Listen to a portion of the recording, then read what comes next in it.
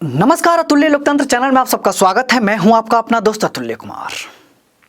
पिछले करीब 10 दिनों से बिहार में गांव से लेकर विधानसभा तक यानी कि पटना तक चीख पुकार मची हुई है और शब्दों का मर्यादा लांघते हुए एक दूसरे पे आरोप प्रत्यारोप और अरे तरे थू थू मैं तक पहुंच चुका है। और इन सब का कारण एक ही है, शराब, जहरीली शराब।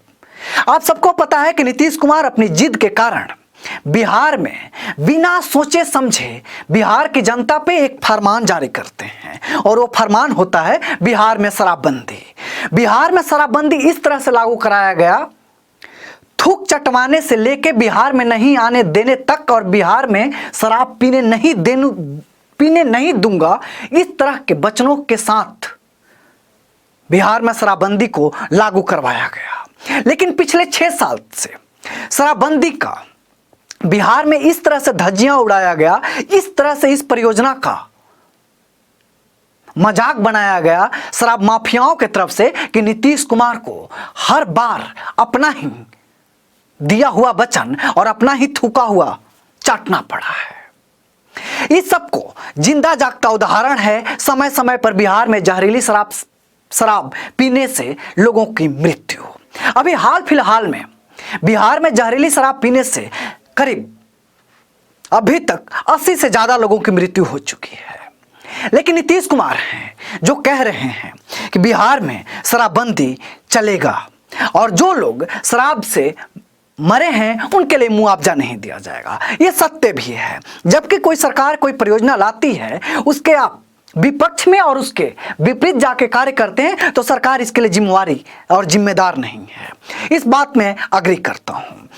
लेकिन नीतीश कुमार को इस परियोजना को लागू करने से पहले उनको यह सोचना चाहिए था कि हम जहां इस परियोजना को लागू कर रहे हैं, क्या वहां की जनता इस चीज को एक्सेप्ट करने के लिए तैयार है। एक बार रेफरेंडम करा लेना चाहिए था कि जो जनता है क्या इस चीज के लिए तैयार है। लेकिन नीतीश कुमार ने यह नहीं किया और वोट बैंक की राजनीति के लिए इस चीज को उन्होंने अमल कर दिया बिना किसी सोचे समझे। क्योंकि बिहार में या कि देश के कहीं पे भी अगर शराब पीने से और शराबबंदी से डायरेक्ट किसी को फायदा होता है तो देश की और किसी भी राज्य की महिलाएं हैं, क्योंकि उन्हीं पे ये उत्पीड़न होता है। उसका पति जाता कमाता 500 रुपए का है या 200 रुपए का कमाता है या 100 रुपए कमाता है, उससे ज्यादा का शराब पी लेता है।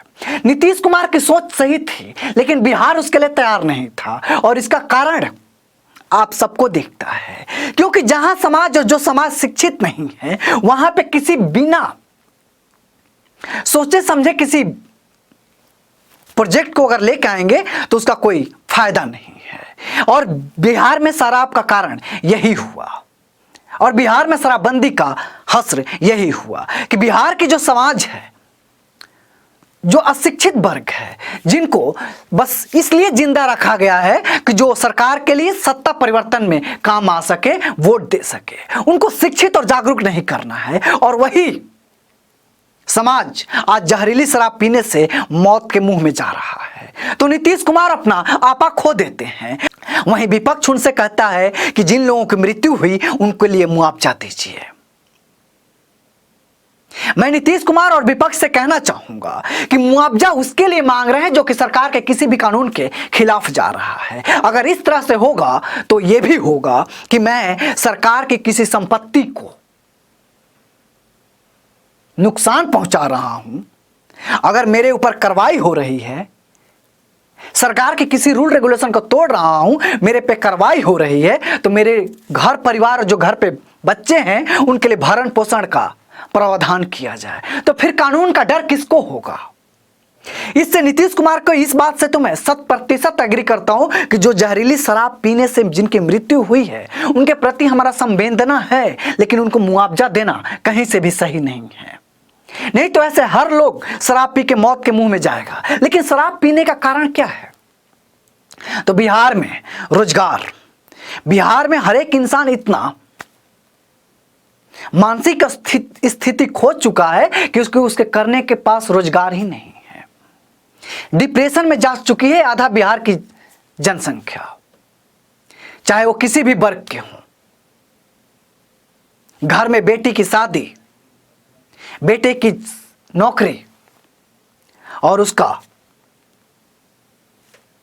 पारिवारिक स्थिति उसको जीने नहीं दे रही है, और 2 वक्त की रोटी कमाने में उसको कहीं से भी ज्यादा समय लग जा रहा है, और इस सब चीज को छुपाने के लिए वो जहरीली शराब का सेवन कर रहा है। और एक तरह से कहीं ना कहीं बिहार में सबसे ज्यादा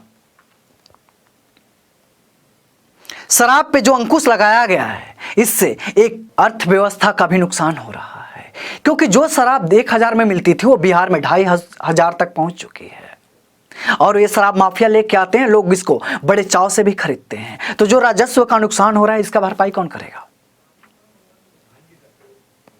तो पता चलता है कि हर एक चीज बिहार में सोच समझ के किया गया है, हर एक लोग इससे जुड़े हुए हैं इनडायरेक्टली। ये सारे पैसे में हर एक जिला के, हर एक प्रखंड के और हर जगह के बड़े बड़े अधिकारी से लेके बड़े बड़े मंत्री तक इसमें लिप्त हैं। नहीं तो ऐसा किसकी मजाल हो सकती है कि सरकार जिसको बैन कर रखा है उसमें और उस चीज को उस राज्य में धड़ल्ले से चलाया जा रहा है। जब घर में और घर का गार्जियन किसी चीज के लिए अगर बोल दे कि ये घर में नहीं आएगा, तो साहब वो नहीं आता है। अगर आ रहा है, इसका मतलब घर का गार्जियन भी कहीं ना कहीं इसमें लिप्त है और उसकी इच्छा है कि ये बैकडोर से चलते रहना चाहिए। इसी का जिंदा उदाहरण है बिहार में शराबबंदी का फेल हो जाना। वैसे तो नीतीश कुमार की अभी तक कोई परियोजना ऐसी है नहीं जो कि सुचारू रूप से चल पाई हो, चाहे वो बिहार में शराबबंदी का हो, चाहे बिहार में जल नल योजना हो, चाहे बिहार में पोशाक हो, या फिर बिहार में शिक्षा को लेके ही हमारी बहनों को साइकिल योजना हो। नीतीश कुमार हर एक चीज को शुरुआत एक अच्छे मन से करते हैं, लेकिन उनका जो बाकी मंत्रालय है, बाकी लोग जो हैं, वो एक समाज सेवी के नाम पे भेड़िया हैं जो कि बिहार की जनता को नोचना और खरोचना जानते हैं। इसके अलावा उनका कोई मकसद ही नहीं है। तो नीतीश कुमार हर बार कहते हैं कि ना हम पीने देंगे, ना बिहार आने देंगे, हम नौ श्रृंखला बनाएंगे, हम शराबबंदी को सफल बनाएंगे। लेकिन साहब, आपका कहीं ना कहीं पीछे से इरादा कुछ और ही होता है कि जिसके कारण आपकी सत्ता है वो एक बिहार का बहुत बड़ा माफियाओं का सपोर्ट है। चाहे वो शराब माफिया हो, बालू माफिया हो, शिक्षा माफिया हो, चाहे स्वास्थ्य माफिया हो, हर एक डिपार्टमेंट में एक बुरी तरह से आप असफल रहे हैं। लेकिन आशा करते हैं कि जिस तरह से अभी बिहार में आम जनता का जान जा रहा है, जो जहरीली शराब पीने से जा रहा है, उसके पीछे आप आरसीए करेंगे, रूट कॉज एनालाइज कि इसका बेसिक कारण क्या है, किस कारण से ऐसी हालात हो रहे हैं।